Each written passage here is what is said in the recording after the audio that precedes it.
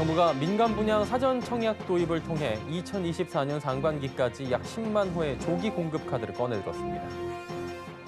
올 상반기 출생아 수가 역대 최저치를 기록하며 약 16,000명의 인구가 자연 감소한 것으로 나타납니다. 한국은행이 내일 금융통화위원회를 열고 이달 기준금리를 결정합니다. 이번 금통위 아니면 늦어도 다음번엔 인상이 불가피할 전망입니다. 코로나19 경증 환자들을 관리하는 생활치료센터 내에 잇따라 사망자가 나오고 있어 역할에 대한 의문이 커지고 있습니다. 센 경제라이브 시작합니다.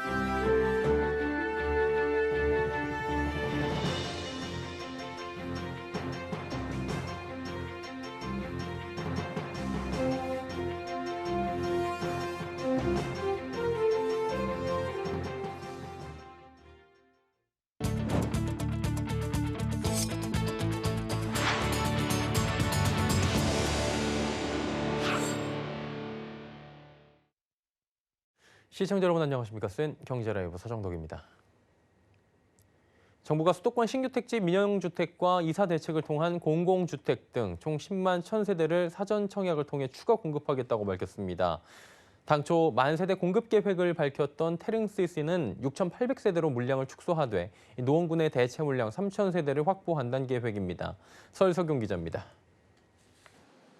정부가 올해 하반기부터 수도권 신규 택지 민영주택과 이사 대책을 통해 공급되는 공공주택 등 10만 1,000세대를 사전 청약을 통해 공급하겠다고 밝혔습니다.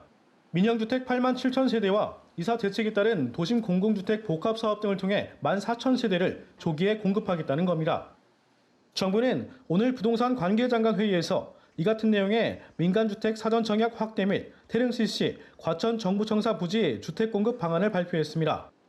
10만 1,000세대 중 수도권에서 공급되는 물량은 7만 1,000세대입니다. 당장 올해 하반기에 신규 택지 민영주택 6,000세대가 사전 청약으로 공급될 예정으로 인천 검단과 고양 장항, 양주 회천 등이 후보지로 예상됩니다. 이사대책 주택은 내년 하반기에 4,000세대가 사전 청약으로 공급되는데 은평구 증산사, 도봉구 방학역 일대 등 서울 도심 공공주택 복합사업 후보지 13곳이 대상입니다. 한편 지난 8.4대책에서 거론된 신규 택지 테릉CC와 과천 정부청사 부지는 기존 계획을 변경했습니다. 테릉CC의 경우 당초 만세대 공급 계획에서 6만 8천 세대로 축소했습니다. 줄어든 물량 중 3,100세대는 수락산역과 노원구 도시재생사업지구 등 대체 지구를 통해 공급하겠다는 계획입니다. 4,000세대를 계획했던 과천 공공청사 역시 정부 공공청사 부지를 취소하고 과천지구의 계획 변경을 통해 3,000세대, 과천시 가련동 일원에 1,300세대를 공급하는 방식으로 변경하기로 했습니다. 서울경제TV 설석영입니다. 올해 상반기 출생아 수가 역대 최저치를 기록했습니다. 통계청에 따르면 상반기 전국 출생아 수는 13만 6,900여 명으로 지난해보다 3.5%가 줄어들었습니다. 특히 올해 2분기 출산율이 역대 최저 수준인 0.82명까지 떨어지며 인구가 16,000명 가까이 자연 감소했습니다. 한편 통계청은 코로나19의 영향으로 결혼이 취소되는 경우가 늘어나 상반기 혼인 건수도 역대 최저치를 기록했다고 밝혔습니다. 한국은행이 내일 기준금리를 결정하는 금융통화위원회를 개최합니다. 하느니 금융불균형 시정 의지를 내비치고 있어 그 어느 때보다 인상에 무게가 실리고 있는데요. 만일 오르게 된다면 코로나 이후 처음 인상입니다. 윤다희 기자입니다. 경기 뒷받침이냐 금융불균형 해소냐. 한국은행이 기준금리 향방을 결정할 때 피할 수 없는 고민거리입니다. 한국은행은 지난 5월 이후 코로나19에도 불구하고 금융 불균형 시정을 가장 우선적인 정책 목표로 지목한 바 있습니다. 금통위는 지난달 사실상 기준금리 인상을 기정사실화하는 수준까지 인상을 강력하게 시사했습니다. 하지만 코로나 4차 유행이 시작되면서 경기 침체를 우려해 금리 인상을 뒤로 미뤘습니다. 4차 유행이 진정되지 않았지만 내일로 다가온 이달 금통위에선 인상 전망의 무게가 실립니다. 공동락 대신증권연구원은 코로나19 델타 변이 확산 우려가 있지만 한은이 상대적으로 정책의 우선순위를 금융 안정으로 강조한 만큼 기준금리가 인상될 가능성이 높다며 기준금리는 현재 0.5%에서 0.75%로 인상될 것이라고 예상했습니다. 지난달 유일하게 금리 인상 소수 의견을 냈던 고승범 금융위원장 후보가 금통위에서 빠지면서 기준금리 동결 가능성도 나오고 있습니다. 하지만 금통위원들 입장에서는 매달 커져만 가는 가계부채발 경제위기 우려를 못 본 채 할 수 없는 상황입니다. 올 2분기에도 가계빚 증가세가 이어지면서 잔액이 1,800조 원을 넘어선 상태입니다. 금융당국의 강도 높은 가계대출 규제에도 가계부채 증가세가 꺾이지 않고 있어 한국은행이 통화정책으로 박자를 맞춰줘야 한다는 공감대가 형성되어 있는 상태입니다. 만약 내일 기준금리가 동결되더라도 10월 금통위에서는 인상이 불가피할 것으로 전망됩니다. 서울경제TV 윤다희입니다. 경증 환자들을 모아 치료하고 관리하는 생활치료센터의 역할에 대한 의문이 가중됩니다. 생활치료센터 내 연달아 사망자가 나오고 제대로 치료받지 못한 사람들이 많아 기피 현상이 늘고 있다고 하는데요. 김수빈 기자가 전해드립니다. 가벼운 증상의 코로나 환자들을 모아 관찰하고 치료하는 곳인 생활치료센터. 코로나 바이러스의 특성상 카톡으로 모니터링하며 원격 치료로 환자 몸 상태를 체크하는 곳이 대부분입니다. 그러다 보니 증상이 발현해도 별다른 관리가 없다는 입소자들의 증언이 이어지고 있습니다. 최근에는 코로나 생활치료센터에 입소한 2명이 연달아 사망해 생활치료센터 운영 시스템에 대한 문제 제기가 일어나고 있습니다. 전 입소자 A씨는 2주 내내 고열 등으로 아팠지만 치료센터에 갇혀 있을 뿐 제대로 치료받은 적이 없다며 렘데시비르도 부족하다는 이유로 공급을 못 받았다고 말했습니다. 전 입소자 B씨 역시 가슴 통증을 호소했지만 돌아오는 대답은 자세를 고쳐 앉아보아라였습니다. 치료센터에 있는 약은 타이레놀과 코데날 시럽, 항생제 등이 전부. 렘데시비르 등 코로나19 치료제는 초기에 맞아야 더 효과가 있다는 전문가의 의견이 있지만 사실상 폐렴 등 중증 환자를 우선적으로 투여하기 때문에 생활치료센터에서 보기는 힘듭니다. 엑스레이 촬영은 할 수 있어도 폐렴 진단을 위한 컴퓨터 단층 촬영도 이루어지지 않아 경증 환자의 증상 악화를 막기 위한 대책이 부족한 상황입니다. 이에 생활치료센터를 기피하며 경증이나 무증상일 경우 차라리 자가에 머무는 게 더 효율적이라는 의견이 나오고 있습니다. 하지만 전문가들은 생활치료센터의 본 목적은 경증 환자 대상 격리이며 추후 상황에 맞춰 변화는 필요하지만 그 유용성에 대해 의문을 던질 필요는 없다고 설명합니다. 지역사회 내에 확진자를 두지 않겠다라는 목적으로 만들어 놓은 거죠. 비대면 진료를 형태로 하니까 급격히 나빠지는 환자를 못 걸러내는 수는 있지만 적어도 환자가 나빠지고 있는지 아닌지는 모니터가 가능한 거죠. 확진자 4자릿수가 50일째 이어지고 있는 만큼 의료 인력 확충 및 응급 환자 대응 매뉴얼 등 생활치료센터 내 대책 마련이 필요하다는 지적입니다.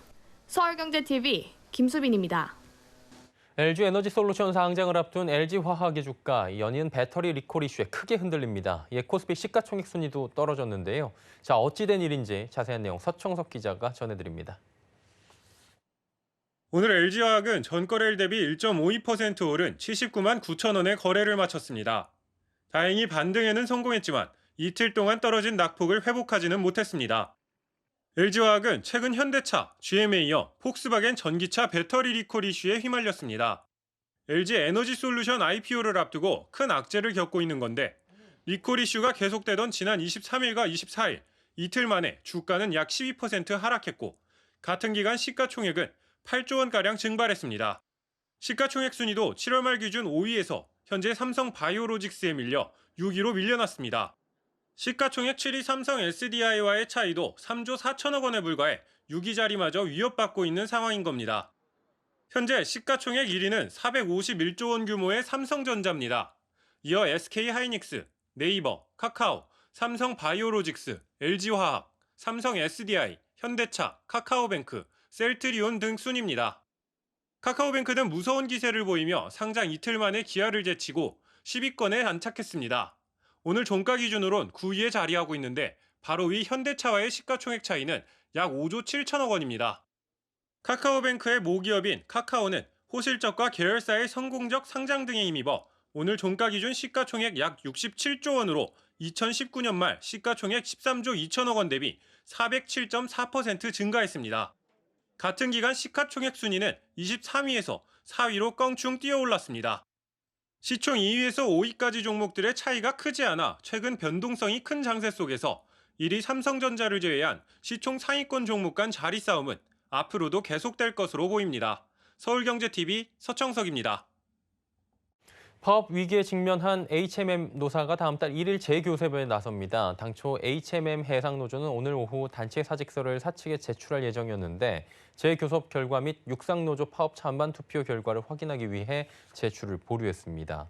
육상노조는 오는 31일 파업 찬반 투표를 진행할 예정입니다. 극적 타결에 대한 기대가 생긴 셈인데 결과를 예단할 수 없어 해운업계의 불안감은 여전한 상황입니다. 만일 파업으로 HMM의 선박이 멈출 경우에 국내 컨테이너 물동량이 약 75%를 처리하는 부산항의 물류 대란이 불가피해집니다. 업계에선 노조가 파업에 들어갈 경우 피해액이 약 6,800억 원에 이를 것으로 추정돼 빠른 시일 내 노사 간 임금 협상이 마무리돼야 한다는 입장을 밝혔습니다. 심야 시간 청소년의 게임을 금지했던 강제적 셧다운제가 10년 만에 폐지됩니다. 문화체육관광부와 여성가족부는 오늘 해당 내용이 담긴 셧다운제도 폐지 및 청소년의 건강한 게임 이용 환경 조성 방안을 발표했습니다. 문체부는 청소년의 자기 결정권과 가정 내 교육권을 존중해 자율적으로 청소년의 건강한 게임 여가 문화가 정착되도록 지원하겠다는 방침입니다. 셧다운제 폐지로 문체부의 게임 시간 선택제만 운영돼 만 18세 미만 청소년 본인 또는 법정 대리인이 요청하면 원하는 시간대에 게임을 할 수 있게 될 전망입니다. 삼성전자 갤럭시 Z 폴드 3와 Z 플립 3가 사전 개통 첫날 역대 최고 기록을 세웠습니다. 삼성전자는 사전 개통 첫날인 어제 개통 실적이 약 27만 대로 역대 자사의 국내 최고치를 달성했다고 밝혔습니다. Z 폴드 3와 Z 플립 3의 개통 비중은 3대 7 수준이었고 전체 물량 중 자급제 비중은 약 19%였습니다. 지난 일주일 동안 실시된 예약 판매 역시 갤럭시 노트 20와 갤럭시 S21의 기록을 뛰어넘었습니다. 사전 예약 실적은 약 92만 대로 이는 갤럭시 노트 20의 약 1.3배, 갤럭시 S21의 약 1.8배라고 삼성전자는 설명했습니다. 국내 1위 이동통신사 SK텔레콤이 구독시장에 진출합니다. 세계 최대 온라인 쇼핑몰인 아마존을 온라인 쇼핑 플랫폼 11번가에 들여온 데 이어 이 다양한 파트너와 먹거리부터 디지털, 모빌리티 서비스 등을 제공한다는 계획인데요. 문다혜 기자가 전해드립니다. SK텔레콤이 구독시장에 본격적인 출사표를 던졌습니다. SK텔레콤은 오늘 온라인으로 기자간담회를 열고 구독사업 브랜드 T우주를 공개했습니다. 모두의 구독 유니버스 T우주라는 슬로건을 내건 T우주는 월 정액료만 내면 다양한 구독 서비스를 이용할 수 있는 플랫폼입니다. 아마존과 구글 등 글로벌 기업은 물론 스타트업까지 T우주로 끌어들여 OTT인 웨이브와 음악 스트리밍 서비스인 플로우 같은 디지털 서비스부터 스타벅스와 파리바게트, 배달의 민족 등 요식업, 모빌리티 서비스와 화장품, 교육까지 소비 생활 전반의 파트너를 확보했습니다. 특히 11번가와 세계 최대 전자상가의 업체인 아마존의 무료 배송 서비스를 이용할 수 있다는 게 이번 구독 서비스의 핵심. 한국은 아마존의 13번째 해외 진출 국가로 직접 진출 대신 해외 현지 사업자와 제휴로 진출한 것은 이번이 처음입니다. SK텔레콤은 구독 사업을 통해서 기존 통신 외 영역에서 새로운 성장 기회를 찾고 함께하는 파트너들도 같이 성장할 수 있는 구독 커머스 플랫폼 구축을 지향합니다. 앞으로는 구독 사업을 통해 5천만 전 국민에게 라이프 전 영역에서 누릴 수 있는 다양한 구독 생활 가치도 함께 제공하고자 합니다. 소비자들에게 구독 경험을 제공하기 위해 SKT는 전국 오프라인 매장에 구독 체험존과 스마트 테이블을 추가한 구독 전문 매장을 1000개까지 확대하고 이를 오프라인 매장의 새로운 수익 모델로 육성합니다. SK텔레콤의 진출로 네이버와 카카오, 쿠팡의 구독 서비스 경쟁은 더 치열해질 것으로 전망됩니다. SK텔레콤은 오는 2025년까지 구독가입자 3,600만 명, 거래액 8조 원 달성을 목표로 세웠습니다. 서울경제TV 문다혜입니다.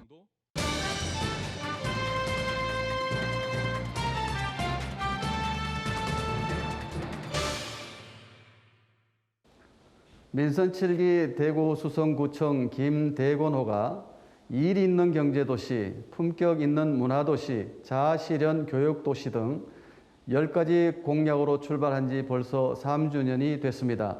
순항 중인 김대곤호 구청장님을 모시고 어떤 방향으로 발전할지 이야기를 들어보도록 하겠습니다. 청장님 반갑습니다. 예, 반갑습니다. 기쁜 소식이 있더군요. 대통령상과 국무총리상 그리고 전국 지자체 일자리 우수상 등을 수상을 했더군요.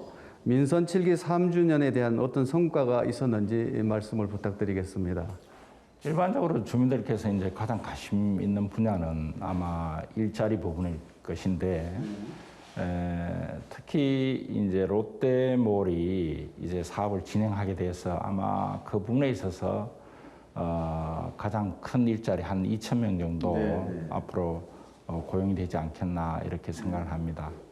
그리고 각종 편익이나 이런 시설적인 측면에서 수영장을 포함한 드림센터라든지 특히 노인들이 많이 이용하시고 계시는 파크 골프장이라든지 이런 여가 활동을 할 수 있는 인프라를 많이 확충해 가고 있고, 특히 또 교육 부문에서 미래 교육관이라든지 노인 인구가 많이 늘어나서 시니어 센터, 경로당 이런 부분에 있어 확충 이런 것들을 다방면에서 걸쳐서 진행하고, 또 장기적인 시각에 보면은 드론 택시의 그 메인 포털 이 부분에 대해서 이제 대구시에서 용역 중인데, 저희들은 고산 지역에 메인 포털을 좀 조성을 하고 여기에 따르는 각종 인력의 유지 보수 또 제어 시스템에 필요한 인력들의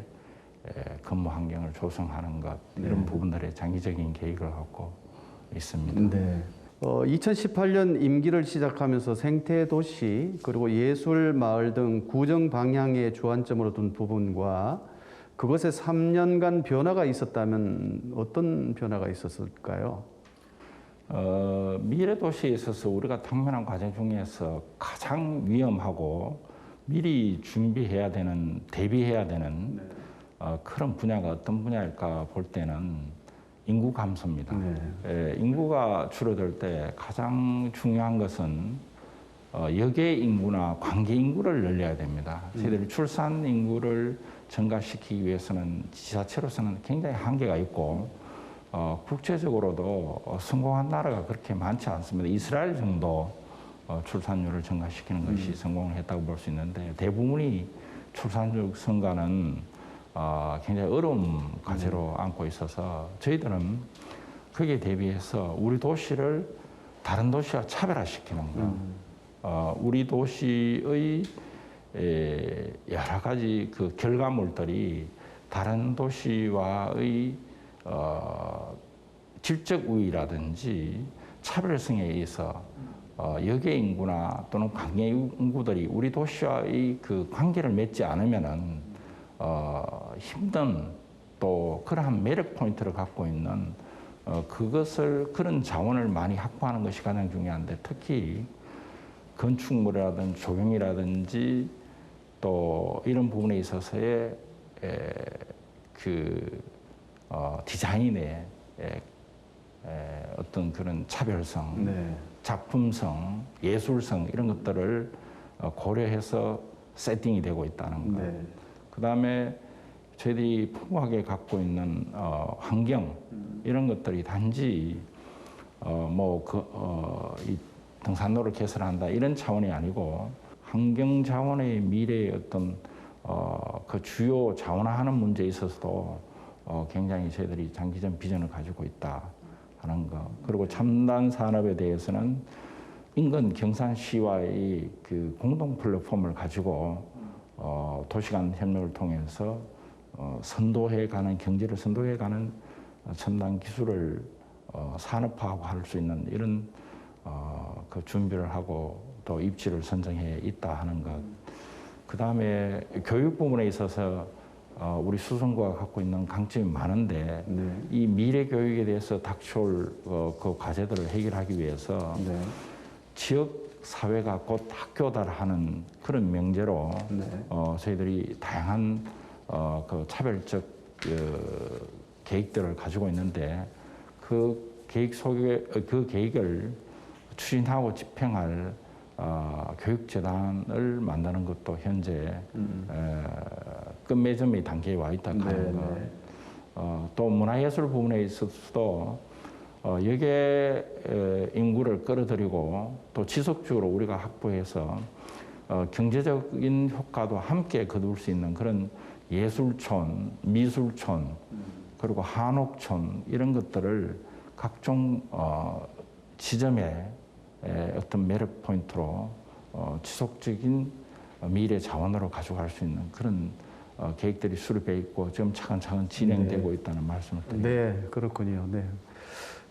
지난 5월 수성구가 대구 경북권에서 처음으로 드론 실증 도시로 선정이 됐다고 알고 있습니다. 앞으로 추진 계획이 있다면 더 보태서 한 말씀 좀 해주시죠. 미래 교통 중에서 이제 기존에 정해진 sak도나 길을 넘어서서 공간의 거리를 심리적으로 줄여내고 시간적 단축과 또 기술의 변화에 따른 어떤 그 교통 세계의 혁명을 감지할 수 있는 아주 좋은 수단이 드론인데 이 드론에 대해서 빨리 좀 받아들여야 되겠다는 그런 생각으로 저희들이 그 수성못에서 용지봉이라는 그 산이 있습니다. 거기까지 정상의 대부분이 그 헬리콥터장이 있습니다. 사용하지 않고 대부분 우리 산들이 정상에 보면 헬리콥터장이 많죠.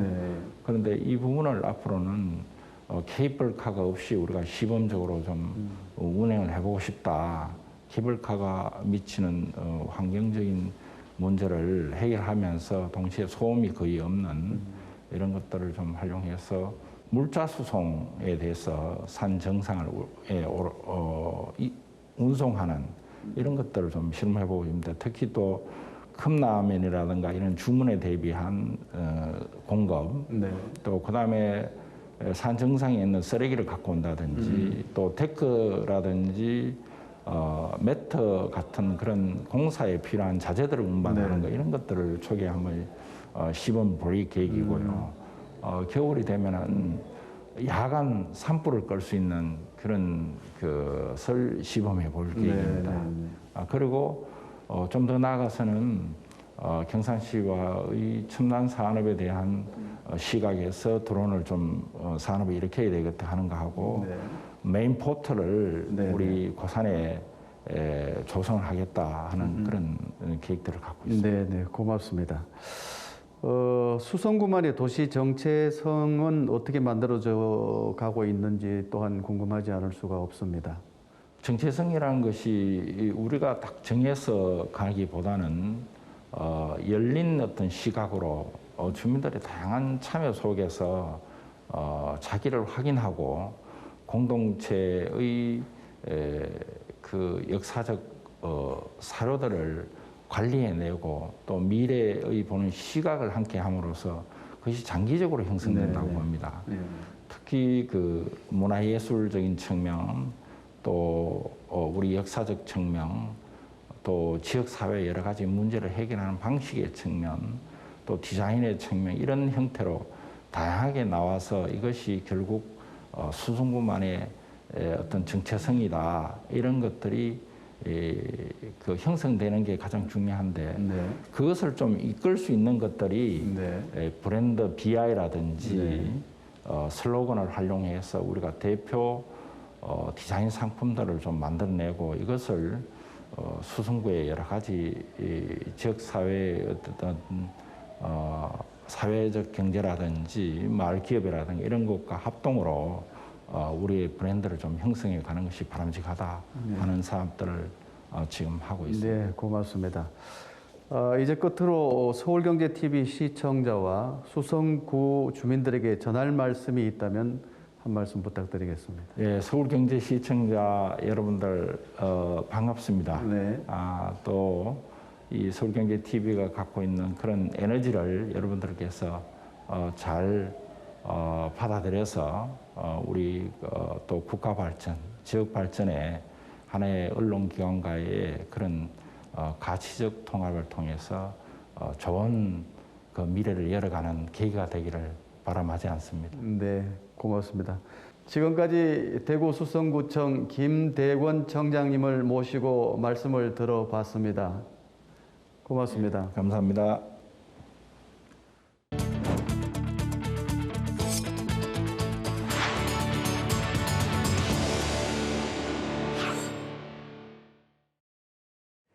수행경제 라이브 저희가 준비한 소식은 여기까지입니다. 건강한 저녁 시간 보내시길 바랍니다. 고맙습니다.